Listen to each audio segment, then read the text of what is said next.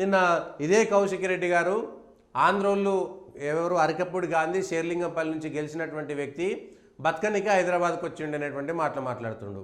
మరి అదే బతకనికి హైదరాబాద్ వచ్చినటువంటి అరకపూడి గాంధీని మరి బీఆర్ఎస్ పార్టీలో ఎందుకు చేర్చుకున్నారు? ఇదే కేసీఆర్ జిహెచ్ఎంసీ ఎన్నికల్లో 2016లో హైదరాబాద్లో ఉన్నటువంటి ఆంధ్రోళ్లకు కాలుకు ముళ్ళు గుచ్చుకుంటే పంటితోటి తీస్తా అన్నాడు కదా. మరి కేసీఆర్ తప్ప వాళ్ళ కౌశిక్ రెడ్డి తప్ప? అంటే కేసీఆర్ను వ్యతిరేకించి కేసీఆర్ను విమర్శించినటువంటి కౌశిక్ రెడ్డి అదే పార్టీలోండి విమర్శించినటువంటి కౌశిక్ రెడ్డిని ఆ పార్టీలో ఉంచుతారా, తీసేస్తారా? అట్లయితే కేసీఆర్ చేసిందన్న తప్పని చెప్పాలి. ఆ రోజు కేసీఆర్ కేవలం రాజకీయం కోసమే చెప్పిండు, ఇదంతా కాదని. రెండిట్లల్లో ఏదో ఒకటి నిజం అవ్వాలి. కేసీఆర్ చెప్పిందైనా నిజం కావాలి, లేదంటే కౌశిక్ రెడ్డి చెప్పిందైనా నిజం కావాలి. అంటే మీ పార్టీలో ఉంటేనేమో వాళ్ళు సచ్చీలురు, మీ పార్టీ నుంచి వెళ్ళిపోగానే వాళ్ళ ఆంధ్రోళ్ళని గుర్తొచ్చిందా? ఇన్ని రోజుల పాటు మీరు బీఆర్ఎస్ పార్టీ ఎమ్మెల్యే టికెట్ ఇస్తే, బీఫామ్ ఇస్తే, అంతకుముందు టీడీపీ నుంచి టీఆర్ఎస్లో చేర్చుకున్న రోజు వాళ్ళ ఆంధ్రోల నుంచి బతకడానికి వచ్చిరని మీకు గుర్తుకు రాలేదా? ఎంతమంది జిహెచ్ఎంసీ కార్పొరేటర్లకు హైదరాబాద్లో సెటిల్ అయినటువంటి వాళ్ళకి ఇచ్చిరు? అసలు మీరు తెలంగాణలో కాంట్రాక్టులన్నీ కూడా ఆంధ్ర వాళ్ళకు దోచిపెట్టిరు టీఆర్ఎస్ అధికారంలో ఉండని, అది కదా ప్రధాన ఆరోపణ. ఆంధ్రాలోకి వెళ్ళిపోయినటువంటి తెలంగాణ ఉద్యోగులను 10 ఏళ్ల పాటు తీసుకురాలేదు కదా. విభజనలో భాగంగా తెలంగాణకు మేము కేటాయించుకున్నటువంటి వాళ్ళను హైదరాబాద్లో తెలంగాణలో ఉన్నటువంటి ఆంధ్ర ఆరిజిన్కి సంబంధించినటువంటి ఉద్యోగులను పంపించలేకపోయింది కదా. మరి ఆ రోజు ఏం మామూలు చేసింది మరి టీఆర్ఎస్ పార్టీ?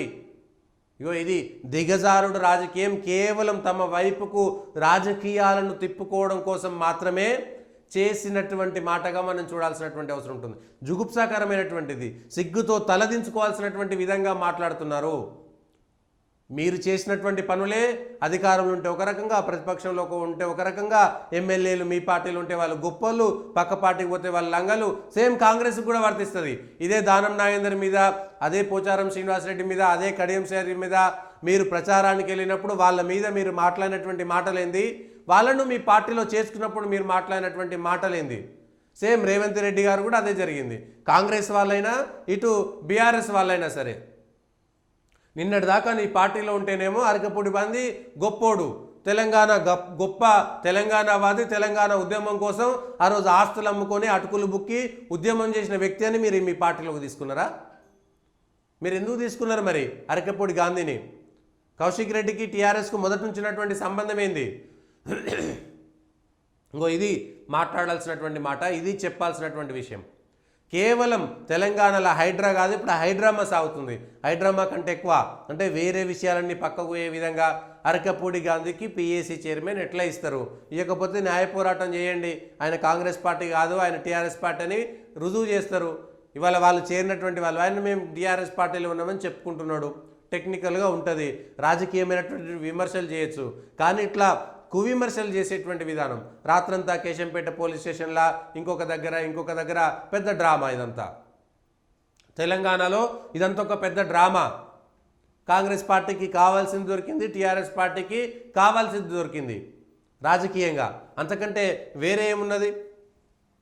ఏమవసరం ఉన్నది?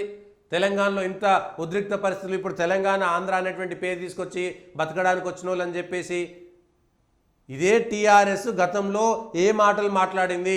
అరకపూడి గాంధీకి, ఆ సెటిల్ అయినటువంటి వ్యక్తికి, ఆంధ్రాకు సంబంధించినటువంటి వ్యక్తికి టికెట్ ఇచ్చినందుకు కేసీఆర్ను ముక్కు నేలకు రాయమని పాడి కౌశిక్ రెడ్డి ఏమైనా డిమాండ్ చేస్తున్నాడా?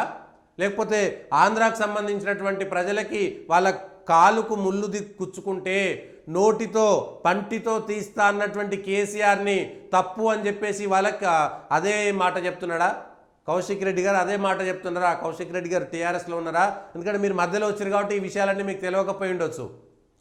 మీరు మధ్యలో మీ పార్టీ నుంచి ఈ పార్టీలోకి వచ్చారు కాబట్టి టీఆర్ఎస్ ఇవన్నీ చెప్పిందనేటువంటి విషయం మీకు తెలిసి ఉండకపోవచ్చు.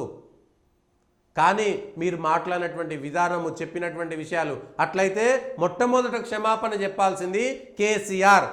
కౌశిక్ రెడ్డి గారి సూత్రం ప్రకారము ప్రజలకు, తెలంగాణ ప్రజలకు క్షమాపణ చెప్పాల్సినటువంటి తొలి వ్యక్తి ఎవరైతే మీ పార్టీ అధినేత కేసీఆర్ గారు.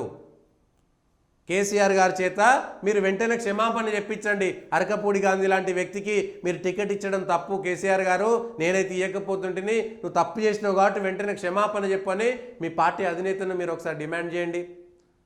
జిహెచ్ఎంసీ ఎన్నికల్లో ఓట్ల లబ్ధి కోసం మీరు ఆ రోజు సెటిలర్లకు మేము టికెట్లు ఇచ్చినాం, ఆంధ్రోళ్ళకి ఇచ్చినాం, ఆంధ్ర కుటుంబాలకు ఇచ్చినాం, వాళ్ళకే మేము టికెట్లు ఇచ్చినాం, లేకపోతే వాళ్ళకు మేము సహాయంగా ఉన్నాం, ఆంధ్ర వాళ్ళకే మేము మొత్తం కాంట్రాక్టర్లు ఇచ్చినాం, ప్రగతి భవన్లోనో కేటీఆర్ దగ్గరనో మొత్తం ఆంధ్రాకు సంబంధించినటువంటి వ్యాపారస్తులు మాత్రమే అపాయింట్మెంట్ పొందగలిగారు. కాబట్టి కౌశిక్ రెడ్డి గారి సూత్రం ప్రకారం కేటీఆర్ అదేవిధంగా కేసీఆర్ గారు ఇద్దరు కూడా ప్రజలకు క్షమాపణ చెప్పాలి, తెలంగాణ ప్రజలకు క్షమాపణ చెప్పాలి. అంటే ఏం చెప్తున్నారు? ఇవాళ హరీష్ రావు మాత్రమే నిజమైనటువంటి తెలంగాణవాది, కేసీఆర్ కేటీఆర్లు కాదు అనేటువంటి విషయాన్ని ఇవాళ కౌశిక్ రెడ్డి గారు చెప్తున్నారా? ఇంటర్నల్గా టీఆర్ఎస్లో ఏమైనా డిస్ప్యూట్ ఉందా? ఏం మాట్లాడుతున్నారు? ఎంతకు దిగజారుతున్నారు? మాటలకు హద్దు అదుపు లేదు, చేసేటువంటి చేష్టలకు హద్దు అదుపు లేదు.